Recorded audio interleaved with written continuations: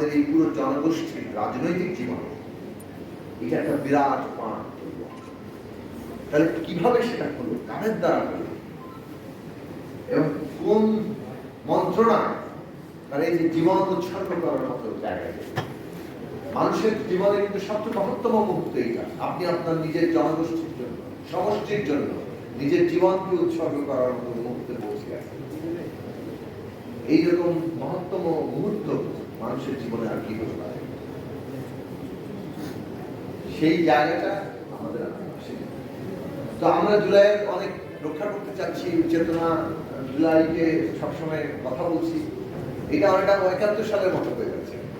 ১৯৭১ সালেরও আমরা রাজনৈতিক ব্যবহার দেখেছি। মুক্তিযুদ্ধের চেতনা, লক্ষ লক্ষ শহীদের কথাও বলা হতো, কিন্তু সত্যিকার অর্থে মুক্তিযুদ্ধের যে আকাঙ্ক্ষা, স্বপ্ন, সেইটাকে আসলে আর ভালো করা হয়। আমাদের শহীদদের গল্প হারিয়ে গেছে। আমি যখন বলেছি যে শহীদদের তালিকা করেন, তাদের তো কোনো ঠিকঠাক মতো মর্যাদা হলো না। সেই জায়গায় আমরা দেখলাম যে আজকেও একই ধারায় মনে হচ্ছে যাচ্ছে। এইসব দিক থেকে মনে হয় যে নতুন বন্দোবস্ত হচ্ছে না, ওদের পুরোনো বন্দোবস্তই ধীরে ধীরে ধীরে আবার সত্যি হচ্ছে। মানে প্রথম ঘটনাতেই এই জায়গাটা দেখা যাচ্ছে। জুলাইয়ের সম্ভবত ব্যবহার ৭১ সালের মতো করে হবে, যে ৭১-এর নাম থাকবে, ৭১-এর চেতনার কথা বলা হবে, শহীদের কথা বলা হবে, কিন্তু তারা হারিয়ে যাবে, যেমন শহীদরা হারিয়ে গেছে, যেমন ৭১-এর প্রকৃত আকাঙ্ক্ষা হারিয়ে গেছে। তো এইরকম জায়গায় আমরা যাতে না যাই, তো তার লক্ষণ একটু ভালো নয়, এবং এই লক্ষণগুলোর ব্যাপারে মনোযোগী হওয়া দরকার। এখনো সময় আছে এবং সরকারকে জবাবদিহি করতে হবে যে এই জুলাইয়ের শহীদের সংখ্যা, জুলাইয়ের শহীদদের নাম, তালিকা, তাদের রাষ্ট্রীয় মর্যাদা, তাদের পরিবারের দায়িত্ব, এটা তো তুলনামূলকভাবে সংখ্যা অনেক কম। ফলে এই কাজ করা, যেটা আমাদের ৭১ সালে শহীদদের তালিকা করা, এটা অনেক সহজ কাজ ছিল। এই কথা বলার পরে যেটা বলবো যে এটা একটা সিম্পটম যে আমরা আসলে কতটা এগোচ্ছি। হ্যাঁ, এটা ঠিক যে আমরা বিচার এবং সংস্কারের ক্ষেত্রে আগেকার তুলনায় অনেকটু এগিয়েছি, এবং সেটা কন্টিনিউয়াস একটা প্রেশার আছে। সেইটা সম্ভবত ইতিবাচক একটা চাপ, ইতিবাচক একটা বাধা, যে কারণে এখনো হচ্ছে। তারপরও বিচার নিয়ে মানুষের মধ্যে ক্ষোভ আছে, শহীদ পরিবারে ক্ষোভ আছে, আহতদের মধ্যে ক্ষোভ আছে, মানুষের মধ্যে ক্ষোভ আছে। এখন এই যে ১৬০০ জনের তালিকা যদি হতো, আমাকে একজন উপদেষ্টা, বিশেষ সহকারী স্বরাষ্ট্র মন্ত্রণালয়ের বলেছিলেন যে তিনি চাচ্ছেন যে প্রতিটি হত্যাকাণ্ডের জন্য আলাদা করে মামলা। এই তালিকা হলে কিন্তু সেই মামলাটা হওয়া সম্ভব ছিল, করার কেন গেল না? এত বড় পুলিশ বাহিনী, এত বড় রাষ্ট্র শক্তি, তারা এই ১৬০০ জনকে তালিকাভুক্ত করা, তাদের জন্য মামলা করা, সেই জায়গাটা কিন্তু খুব দরকারি। মানে প্রত্যেকটা ঘটনা একটা বিশেষ জায়গা আছে, তার দায়িত্ব বিশেষ ব্যক্তিদের আছে।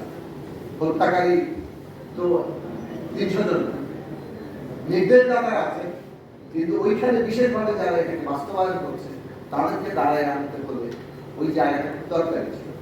এই যে প্রত্যেকটা অন্তত মামলাটা ইনভেস্টিগেশন শুরু করা এবং চার্জশিট, মানে মামলার প্রক্রিয়ায় যাওয়া, এটা কিন্তু অন্তত পক্ষে সমস্ত পরিবারকে এই জায়গায় অন্তত বিচার শুরু করছে।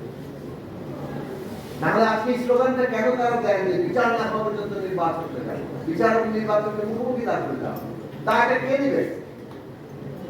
কেন বিচার এবং নির্বাচন মুখোমুখি হবে? একটা দেশের এখন রাজনৈতিক উত্তরণের জন্য নির্বাচন অত্যন্ত গুরুত্বপূর্ণ একটা বিষয়, কিন্তু সেইখানে বিচারের ব্যাপারে যে জায়গায় আমরা আছি, সেই কারণে সেই নির্বাচনের এটা করা হলো। তাহলে অনেকেই খুঁজবেন এখানে কি কোনো উদ্দেশ্য আছে? সতর্ক থেকে এবং প্রয়োজনীয় পদক্ষেপ চাই।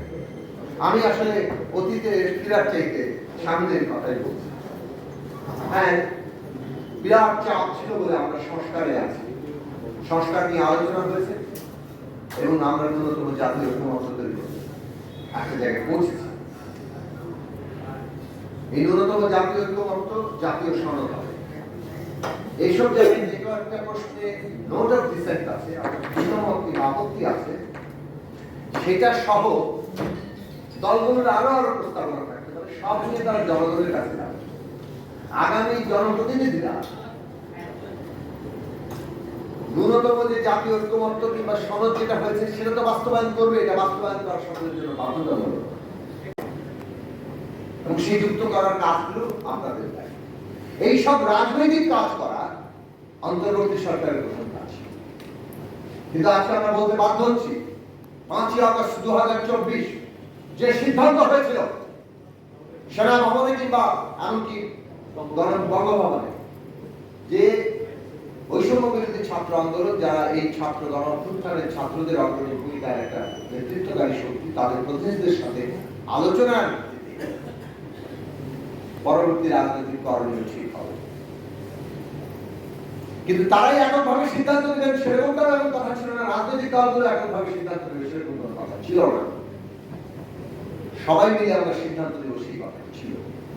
সবাই মিলে সিদ্ধান্ত কতটা নেওয়া হয়েছে, এই সরকার গঠন কিভাবে হবে, ফ্যাসিবাদী ব্যবস্থা বিলোপ করতে হলে কি কি করতে হবে, এবং সেটা ওই মুহূর্তে জরুরি। 6, 7, 8 প্রতিটি দিন, প্রতিটি মুহূর্ত গুরুত্বপূর্ণ ছিল। যে কোনো অভ্যুত্থান কিংবা বিপ্লবের পরে ওই সময়টা খুব গুরুত্বপূর্ণ। আপনি যা ওই 24 ঘন্টা, 48 ঘন্টা, 72 ঘন্টার মধ্যে করতে পারেন, যা 90 ঘন্টার মধ্যে করতে পারেন, তা 1 মাস পরে, 1 বছর পরে করতে পারেন না। সুতরাং ওই মুহূর্তে সকল আন্দোলনকারী শক্তির মতামতের ভিত্তিতে করণীয় ঠিক করার জন্য যে প্রয়োজনীয় বসা, সেটা বসা। এমনকি অন্তর্বর্তী সরকার গঠনের পর অন্তর্বর্তী সরকার রাজনৈতিক পক্ষগুলো নিয়ে রাজনৈতিক গতিমুখ কোন দিকে হবে সেই বিষয়ে কথা বলেন। জানেন তারা প্রথম দেখেছেন 15ই আগস্টের পরিণতি কি হবে সেটা নিয়ে আলোচনা। আমরা বলেছি রাজনৈতিক কাউন্সিল করেন, জাতীয় রাজনৈতিক কাউন্সিল করেন, আপনারা সেটা করেননি। এই সব কিছু এই অভ্যুত্থানের অর্জনের এক একটা ফাঁক।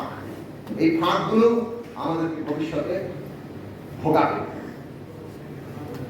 আমরা এর পরও এত সত্ত্বেও বারবার বলেছি যে এইখানে ন্যূনতম জাতীয় ঐক্যমত্য রক্ষা করতে হবে।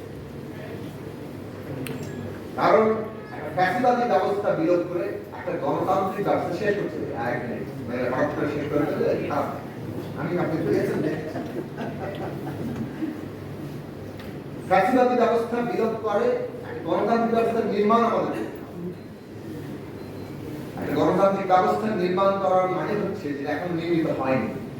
গণতান্ত্রিক ব্যবস্থায় প্রতিযোগিতা প্রতিদ্বন্দ্বিতা থাকবে, ফলে দ্বন্দ্ব সংঘাত থাকে, কিন্তু সেটা মীমাংসার পথটা ওই গণতান্ত্রিক ব্যবস্থা দিয়ে সম্ভব। কিন্তু যে ব্যবস্থা এখনো নির্মিত হয়নি সেখানে যদি আমরা এখন দ্বন্দ্ব সংঘাত করি, তাহলে প্রকৃত ফ্যাসিস্টরা সুবিধা নেবে এবং তার দেশে বিদেশে সমস্ত প্রভুরা এটা সুবিধা নেবে। কাজে আমাদের ন্যূনতম জাতীয় ঐক্যমত্য রক্ষা করা দরকার। এই কথা গত 24 আগস্ট থেকে এখন পর্যন্ত প্রতি মুহূর্তে আমরা বলছি। এবং আমাদের বিচার, সংস্কার, নির্বাচন এই দিনের রোডম্যাপ নিয়ে কোন রকম বিভ্রান্তি সৃষ্টির চেষ্টা জাতীয় স্বার্থের বিরুদ্ধে দাঁড়াবে এবং তাদের দেশের সতর্ক থাকা। প্রত্যেকের মনে রাখা দরকার ক্রেডিটবাজি চলছে। ক্রেডিটবাজি বেশি দিন থেকে না, আবেগের উপরে দাঁড়িয়ে থাকা রাজনীতি বেশি দিন থেকে না। প্রত্যেকের এটা মনে রাখা দরকার বাংলাদেশটা শেখ হাসিনার ফ্যাসিবাদী শাসন বিশেষভাবে 11 সালে যখন তিনি ত্রয়োদশ সংশোধনী বাতিল করে পঞ্চদশ সংশোধনী করলেন, তার পর থেকে এটা যে একটা ফ্যাসিস্ট সরকার হতে যাচ্ছে এটা পরিষ্কার হয়েছে। এবং তারপর থেকে যত লড়াই হয়েছে, এই লড়াই বাংলাদেশের মানুষকে বারুদের স্তূপে পরিণত করেছিল। কেবল ক্ষোভে বারুদের স্তূপ নয়, প্রতিটি স্লোগান আজকে যা দেওয়া হচ্ছে তা রাজনৈতিকভাবে দেওয়া হয়েছে। বাংলাদেশের রাষ্ট্রের গণতান্ত্রিক রূপান্তর দরকার, গণতান্ত্রিক সংবিধান দরকার, নতুন একটা সামাজিক রাজনৈতিক চুক্তি দরকার, জাতীয় সনদ দরকার, নতুন রাজনৈতিক বন্দোবস্ত দরকার। প্রত্যেকটা প্রশ্ন বাংলাদেশের মানুষের এই রাজনৈতিক সংগ্রাম থেকে উঠেছে। আজকে সেইটা নিয়ে আমরা এগোচ্ছি। এই এগিয়ে যাওয়া মনে রাখা দরকার সকলের সম্মিলিত ফল। রাজনৈতিক দলের সংগ্রামের ভিত্তিতে বারুদের স্তূপ তৈরি হয়েছে, আর ছাত্ররা আত্মাহুতি দিয়ে সেখানে স্ফুলিঙ্গ হিসাবে দাবানল সৃষ্টি করেছে। এই পুরো পথ পরিক্রমায় কেউ যদি সকলকে বাদ দিয়ে মুসলিমের সংকীর্ণ কৃতিত্ব দাবি করেন, তাহলে তারা অভ্যুত্থানের সাথে যথেষ্ট ন্যায় বিচার করবেন না, তার পরিণতি তাদের ধন্যবাদ আপনাদের সবাই।